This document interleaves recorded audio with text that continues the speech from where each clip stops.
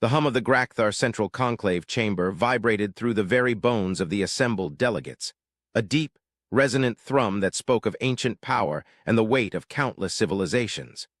It was a sound that had accompanied decisions of galactic import for cycles beyond memory, a constant reminder of the fragile balance of the known expanse. Today, however, the familiar comfort of that vibration was overshadowed by an unprecedented tremor of apprehension that rippled through the tiered seating arrangements, reflecting in the multifaceted eyes of beings from star systems as diverse as the nebulae themselves. The great crystalline projection obelisk, towering at the chamber's center, pulsed with an irregular, anxious light, displaying a stark, geometric representation of the disputed sector. The disputed sector now tragically undisputed, for the wrong reasons. High Counselor Xylos, his chitinous carapace shimmering under the ambient light, extended one of his forelimbs, its multi-jointed digits tapping a staccato rhythm against the polished obsidian podium. The sound, amplified, cut through the low murmur of the gathered representatives. His primary eye cluster, usually placid and observant, swiveled with a predatory intensity, sweeping across the faces of the delegates. "We stand at the precipice, conclave," Xylos intoned, his voice a gravelly rumble that seemed to reverberate from the very depths of his being. "For cycles, the threat of the Cathar hegemony has been a shadow, a persistent gnawing fear on the fringe of our collective peace. Their incursions have been sporadic, their intent ambiguous, yet their aggression undeniable. Now that ambiguity has been stripped away, revealed in the cold vacuum of space with devastating clarity." A series of agitated clicks and whistles erupted from the Cathar ambassador, a being of sinuous, segmented form, whose species had long maintained a precarious neutrality, serving as a buffer zone and occasional negotiator. Their representative shifted uncomfortably in its grav chair, its delicate antennae twitching. "High Counselor Xylos," the ambassador projected, its voice a rapid series of chirps translated instantaneously by universal comms, "the hegemony claims provocation.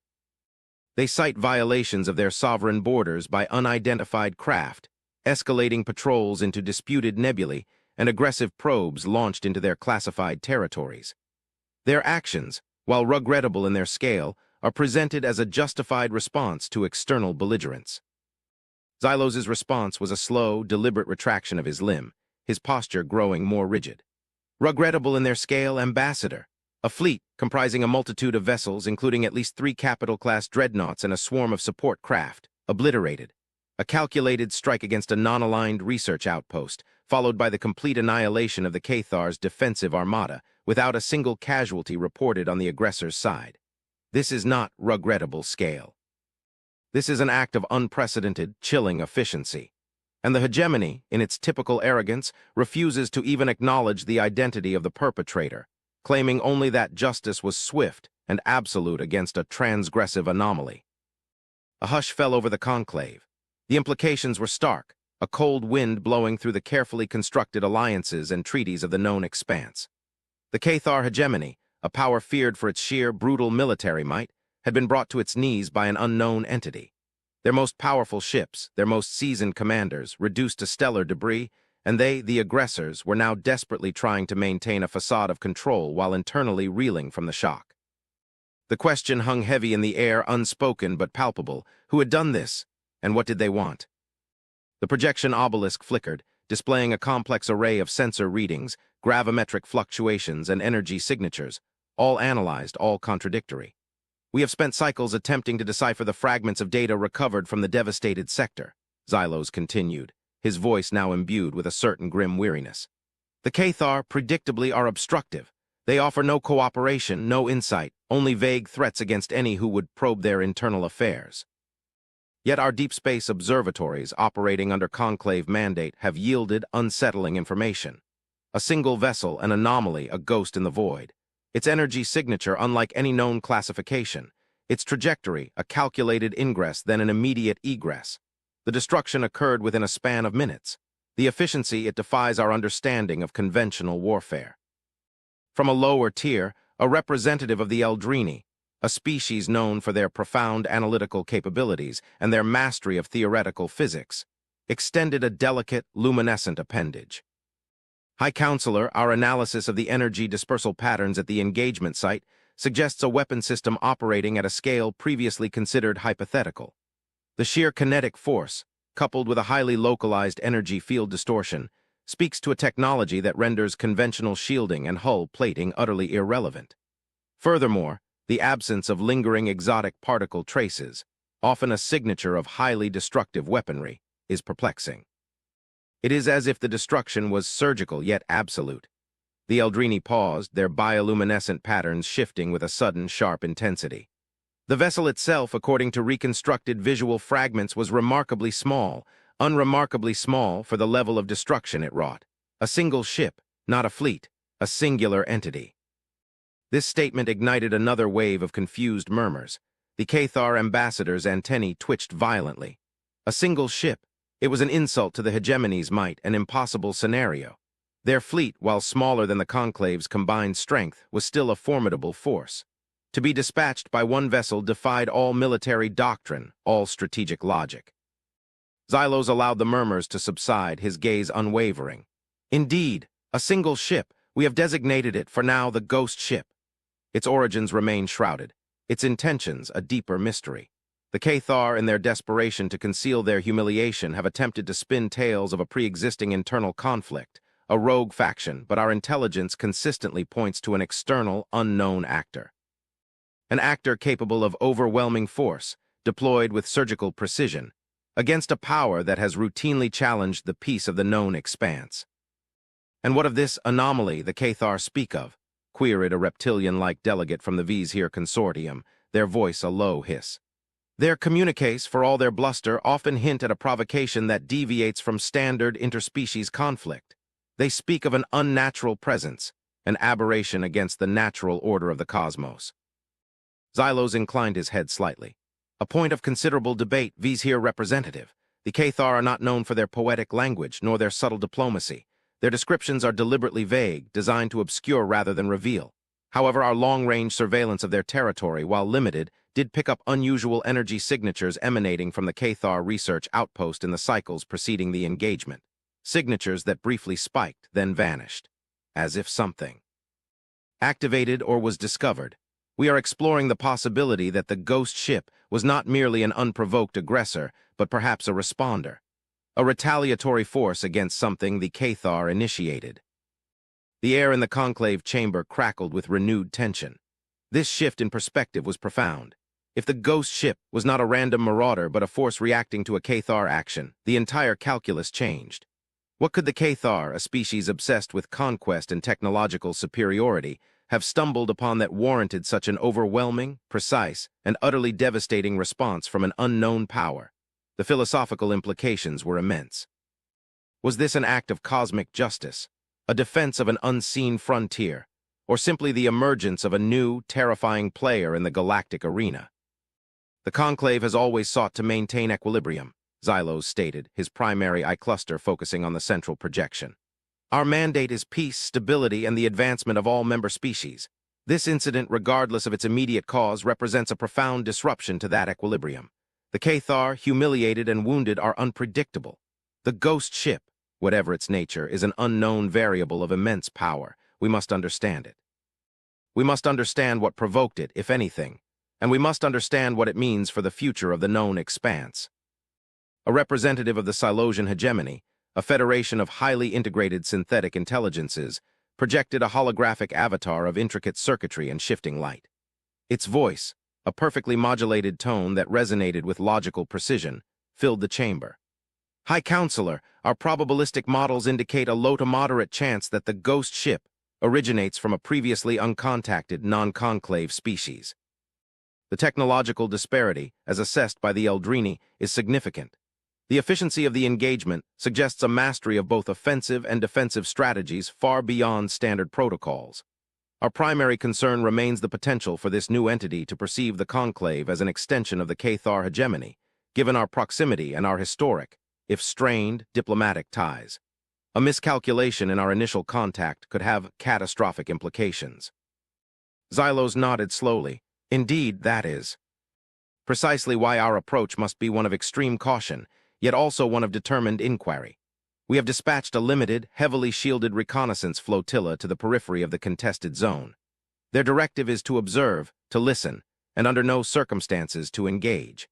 Their mission is to gather any further data on the ghost ship's movements and to establish preliminary contact protocols should the opportunity arise.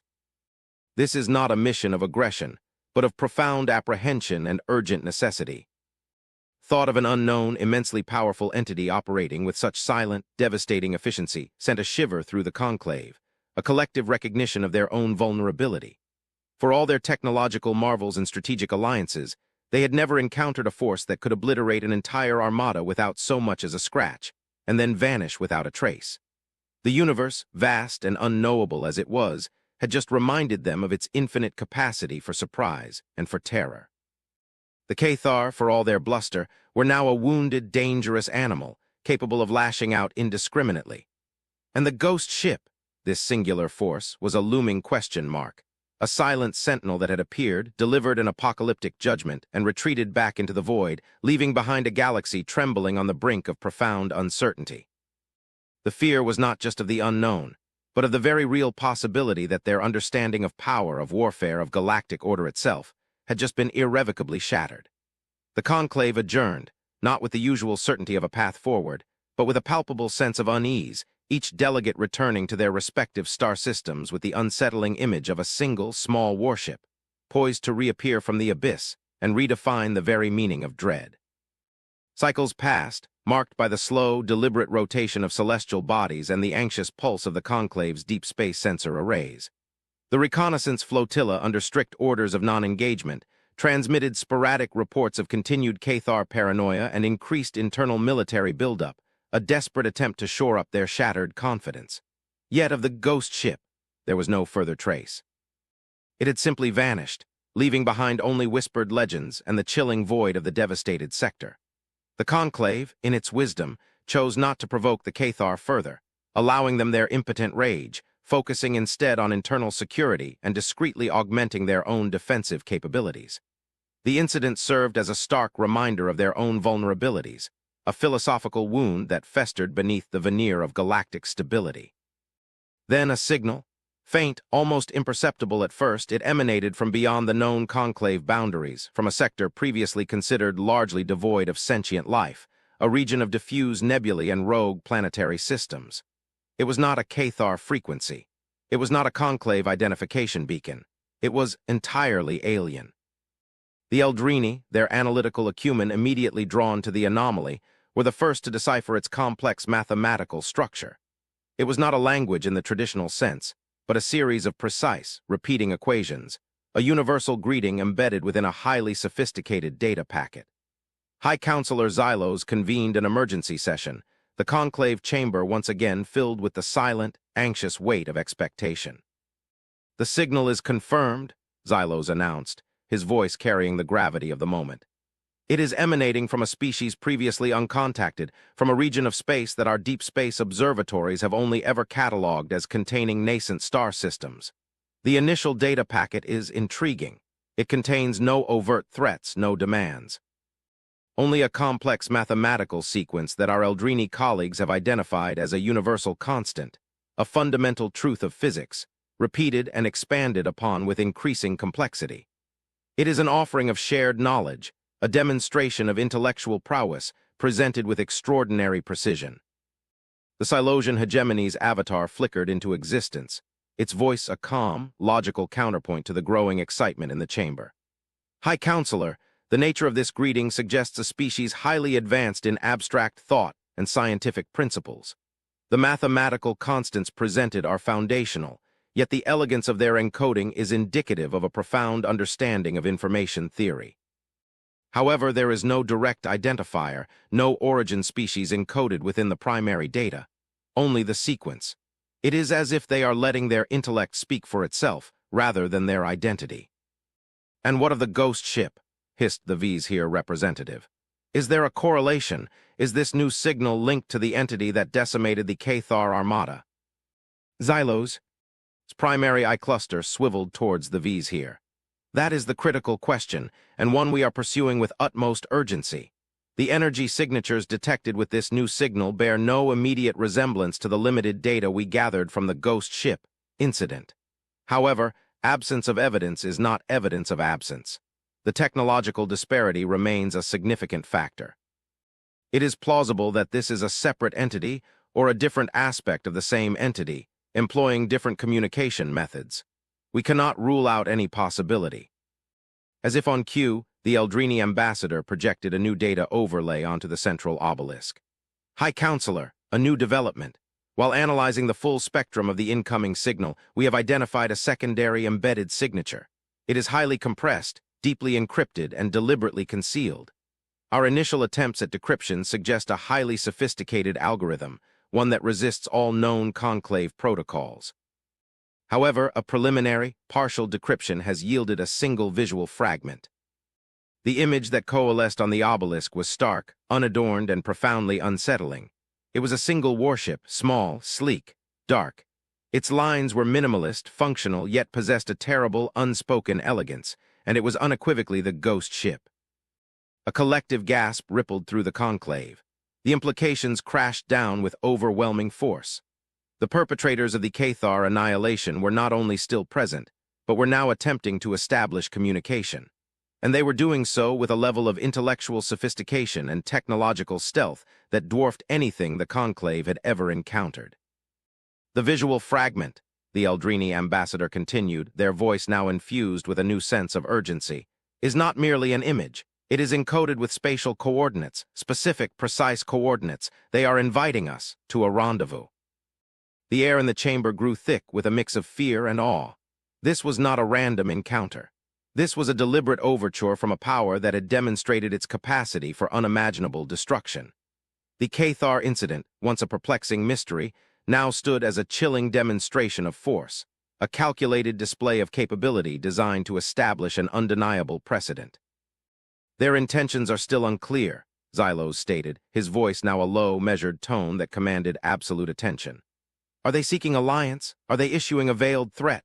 Are they simply seeking to assert dominance? We cannot know, but we cannot ignore this. To ignore a power capable of such devastation, especially one now extending a direct invitation, would be an act of profound strategic negligence. A flurry of agitated consultations broke out amongst the delegates. The idea of engaging with such an entity was terrifying, yet the alternative, to remain ignorant, to remain vulnerable, was even more so. The philosophical quandary was immense. Had the Cathar incident been an act of aggression or an act of defense against some unknown Cathar transgression? The context of the invitation now shifted everything. We must respond, Xylos declared, cutting through the rising tide of debate. But we must do so with extreme caution and with the full weight of the conclave's diplomatic and scientific resources.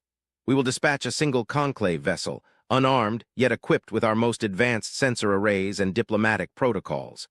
Its mission will be to establish contact, to observe, and to gather as much information as possible. It will be commanded by our most experienced diplomats, individuals capable of navigating the most treacherous waters of interspecies relations. The choice of vessel was critical. It needed to be recognizable as a conclave asset, yet not overtly threatening. It needed to project strength through its diplomatic posture, not its weaponry.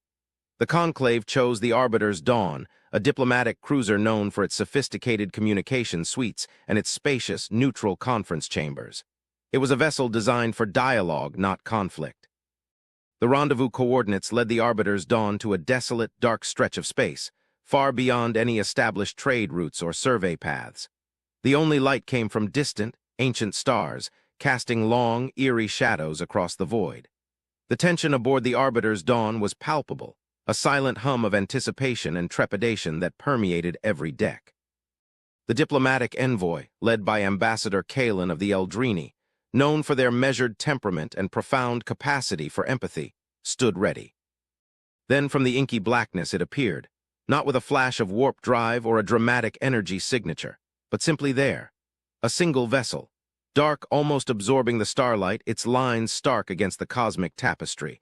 It was smaller than even the Arbiter's Dawn, appearing almost insignificant in the vastness, yet emanating an aura of latent power that defied its dimensions. It was the ghost ship, manifest. Ambassador Kalen, his luminescent patterns rippling with controlled emotion, initiated a universal hailing frequency. Greetings. We are the conclave of the known expanse. We have received your signal and have responded to your invitation. We come in peace and seek understanding. A moment of profound silence stretched across the void. a silence that felt heavier, more pregnant with meaning than any sound. Then a response. Not in the familiar, modulated tones of Galactic standard, but in a raw, almost guttural series of vibrations followed by perfectly translated conclave standard, devoid of emotion, yet impeccably precise. Conclave of the known expanse, we are the human species, our vessel is the Ares, we acknowledge your peaceful intent. Welcome. Humans, the word echoed in the minds of the conclave delegation, an unfamiliar species designation for a force that had shattered an armada. Humans. The name itself felt deceptively simple for a power of such magnitude. Ambassador Kalen, recovering quickly, projected, "Humans of the Ares, we thank you for your welcome. We seek to understand the circumstances surrounding the recent engagement within the Cathar hegemony's territory and the reasons for your intervention." Another pause, longer this time. Then, the human response, still perfectly translated, still devoid of discernible emotion, yet carrying an undertone of profound, unyielding conviction. The Cathar hegemony engaged in activities that threatened the fundamental security parameters of our species. Their actions constituted a direct violation of our established territorial exclusion zones, zones we have maintained for millennia. Their research outpost was actively engaged in the deployment of a highly destabilizing exotic energy weapon, the activation of which would have rendered a vast region of space uninhabitable, a region encompassing fledgling life, including several of our deep space colonies. Our response was a measured, proportional countermeasure to eliminate an existential threat. The revelation hit the conclave delegation with the force of a gravitic torpedo. The Cathar, in their arrogant pursuit of power, had not only stumbled upon an unknown, advanced species, but had provoked them into a devastating response. And the humans, this enigmatic new power, had not simply attacked. They had delivered a measured, proportional countermeasure against an existential threat. The casualness with which they described the annihilation of a substantial fleet as a countermeasure was chilling in its implications. Ambassador Kalen, his multifaceted eyes wide with a sudden, dawning comprehension, requested clarification. "Humans of the Ares, are you stating that the Cathar were attempting to deploy a weapon of such destructive potential that it would have threatened your colonies, and that your single vessel, the Ares, was capable of neutralizing this threat and their entire defensive fleet?" "Affirmative," came the crisp, unwavering reply. "The Cathar weapon, designated Project Stellar Bane by our intelligence, was a theoretical disruptor designed to destabilize the fundamental strong nuclear force within a localized star system. Its activation would have initiated an uncontrolled stellar cascade, consuming multiple star systems. Our intelligence assessed the threat as imminent. The Ares was designated as the primary response unit due to its singular operational profile and its capacity for rapid, decisive engagement against high-priority targets. The Cathar defensive fleet was an operational impediment to the neutralization of the Stellar Bane device. They were eliminated as a strategic necessity. The silence that followed this declaration was profound, absolute. The conclave delegation on the Arbiter's Dawn exchanged bewildered glances. Stellar Bane, a weapon designed to unravel the very fabric of a star. The Cathar, in their lust for power, had crossed a line that even the most aggressive conclave species had never dared to contemplate. And the humans, in their quiet efficiency, had not only known about it, but had stopped it with a single warship, eradicating an entire fleet as a strategic necessity. "Humans of the Ares," Ambassador Kalen finally managed, his voice now imbued with a newfound respect. "Your actions, while devastating, now appear to be justified. However, your species has remained unknown to the conclave for millennia. Your technology, your capabilities, they seem to exceed any known classification. We seek to understand how such an advanced civilization could have remained undetected, and what your intentions are regarding the known expanse.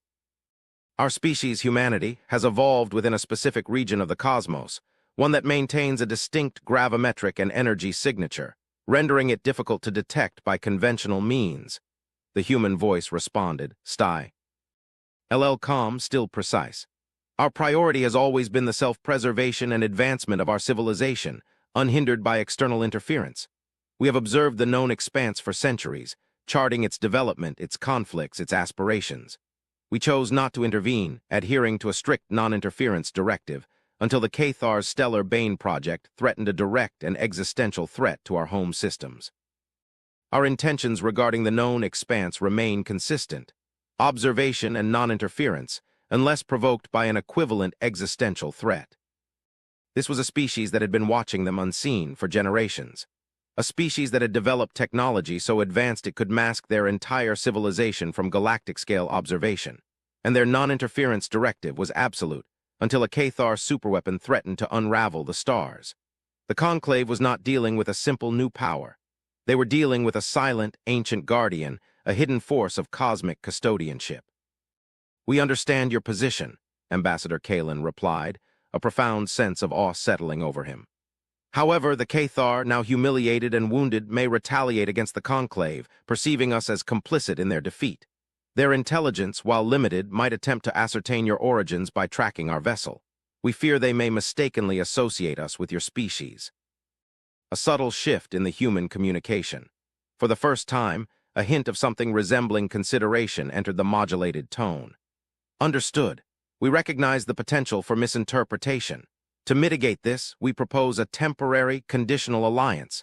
We will share limited intelligence regarding the Cathar's remaining offensive capabilities and the precise parameters of the Stellar Bane device. In return, we require a formal, public denunciation of the Stellar Bane project by the Conclave, affirming its existential threat and justifying our response. This will establish a clear distinction between the Conclave's neutrality and our necessary intervention. A conditional alliance, a strategic maneuver of impressive foresight. The humans were not just powerful, they were profoundly logical, their actions driven by a clear ethical calculus that placed the preservation of sentient life above political expediency. They had observed, calculated, intervened with devastating efficiency, and now, with the crisis averted, they were seeking to re-establish their non-interference stance while simultaneously protecting their newly revealed allies from the fallout. Ambassador Kalen, after a rapid, silent consultation with his delegation, replied, "Humans of the Ares, your proposal is acceptable. The Conclave has long condemned weapons of mass destruction, and a device designed to unravel stars falls far beyond any acceptable ethical boundary. We will issue the denunciation you request. We will also seek to establish formal, long-term diplomatic relations, should your species be amenable."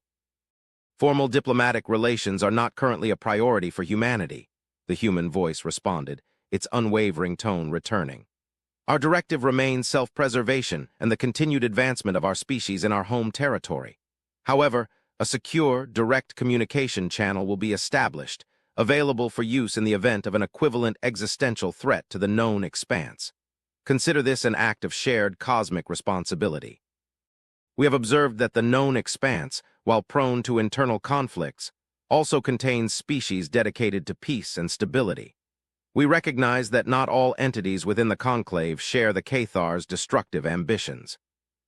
The Ares, the silent, dark warship, now seemed less a harbinger of dread and more a guardian, a silent sentinel that had revealed itself only when the very fabric of the galaxy was threatened.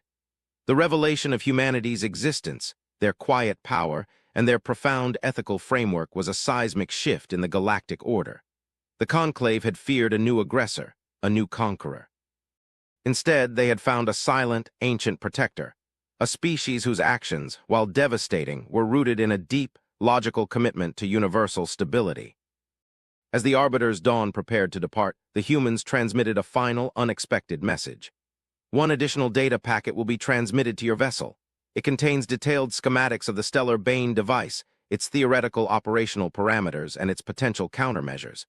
This is for your species' understanding and for the collective protection of the known expanse. We believe in the sharing of knowledge, even knowledge of destructive power, to prevent its unchecked proliferation." The transfer of data was swift and secure.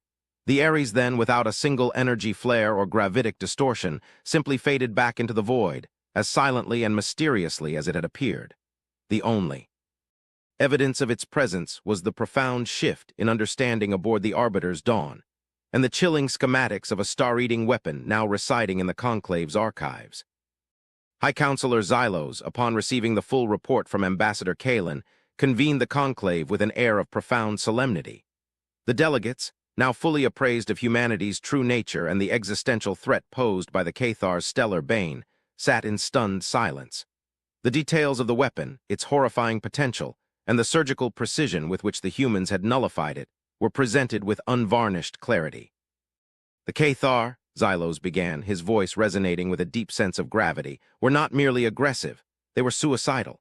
Their pursuit of ultimate power led them to construct a device capable of unmaking star systems, a device that respected no boundaries of life, no principles of galactic coexistence. Humanity, this previously unknown species, intervened not out of conquest, but out of a profound and ethical necessity. Their ghost ship, the Ares, was not an aggressor. It was an executioner of a galactic threat. The Conclave, in a rare moment of complete unanimity, issued a formal, scathing denunciation of the Cathar hegemony. The full schematics of the stellar bane were broadcast across the known expanse, a stark warning against unchecked technological ambition. The Cathar, already reeling from their military defeat and humiliation, found themselves universally condemned, their reputation irrevocably tarnished, their political influence shattered. Their internal conflicts, already simmering, now boiled over into open rebellion, and the hegemony, once a feared power, slowly began to unravel from within. The existence of humanity, however, remained a closely guarded secret, known only to the highest echelons of the Conclave. Their non-interference policy, their profound power, and their ethical clarity were too potent to be revealed to the general populace, too destabilizing to the delicate balance of galactic politics. They were the silent guardians, the hidden strength, whose existence was a testament to the fact that even in the vast, dangerous cosmos, there were forces at play far beyond the Conclave's limited understanding. Cycles later, a new discovery was made by a deep space Conclave exploration vessel, far beyond the established boundaries, in a region of space humanity had never directly claimed. It was an anomaly, a cosmic whisper of profound energy, unlike anything previously encountered. The data, relayed back to the Conclave, sparked a feverish series of analyses. The Eldrini, their patterns shifting with focused intensity, identified it as an ancient, incredibly powerful energy signature, stable yet active, radiating from an unknown source.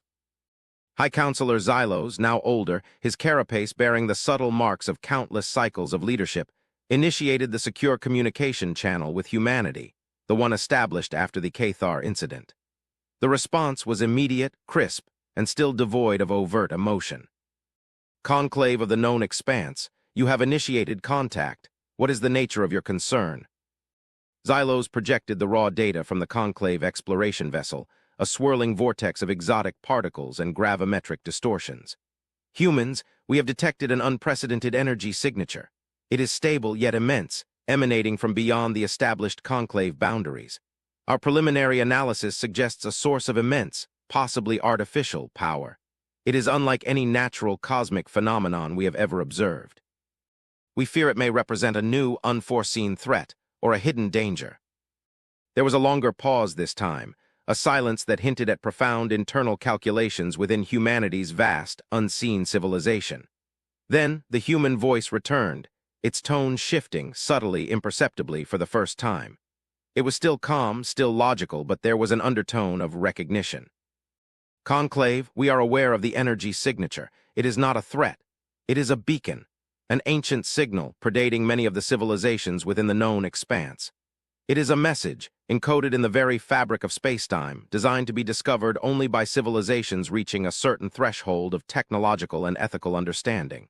A threshold that your Conclave has now reached.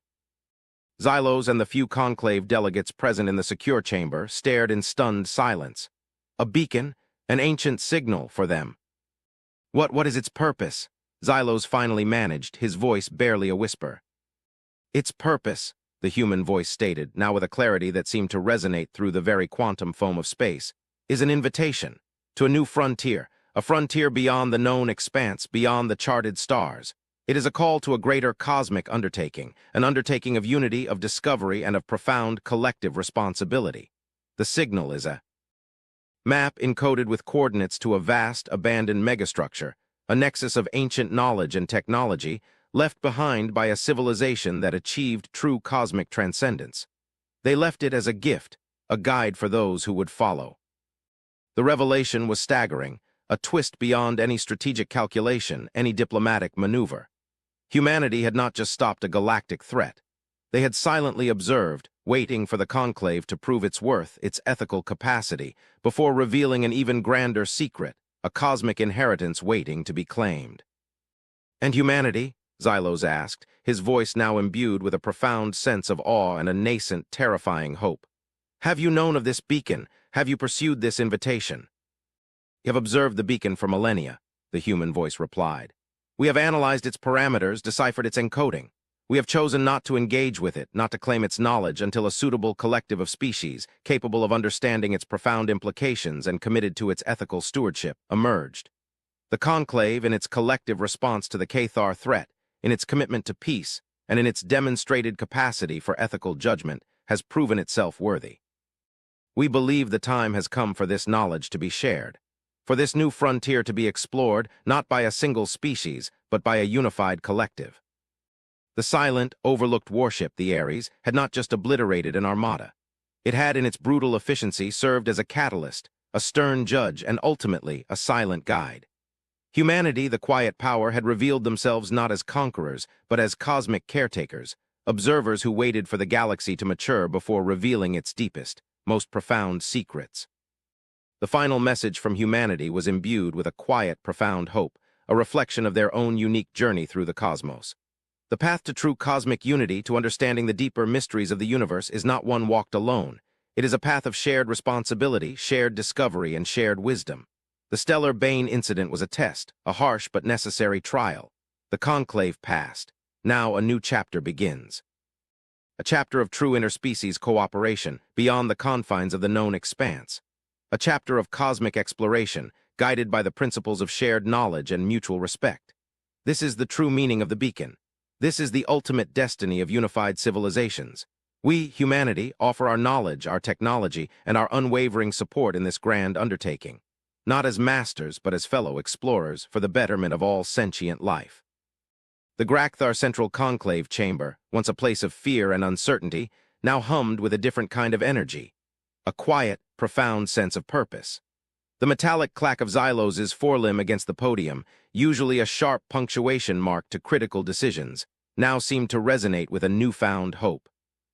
The crystalline projection obelisk, once flashing with anxious, irregular light, now glowed with a steady, unwavering brilliance, displaying the coordinates of the ancient beacon, a shining path into the vast, beckoning unknown.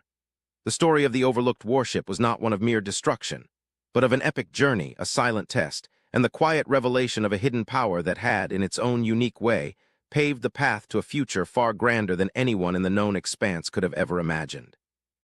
The cosmos was no longer just vast and dangerous.